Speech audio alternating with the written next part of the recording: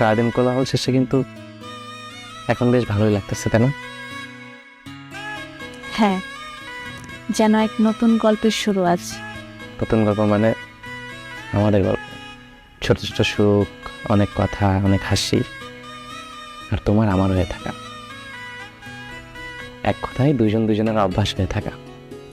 মানুষকে অভ্যাস করতে হয় না, মানুষ সারা জীবন থাকে না। আজকে অ্যাটলিস্ট এই কথা বললো না। আমি তো হয়ে গেলাম সারা জীবনের জন্য তোমার, বাকি আর রইল কই? হ্যাঁ, তুমি তো আমারই। শোনো, আমি চাই আমাদের এই ঘরটা হাসিতে ভরে থাকো। আর আমি চাই কথায় কথায় বন্ধুত্বটা হোক। আজকে কি তাহলে আমরা গল্পই করবো?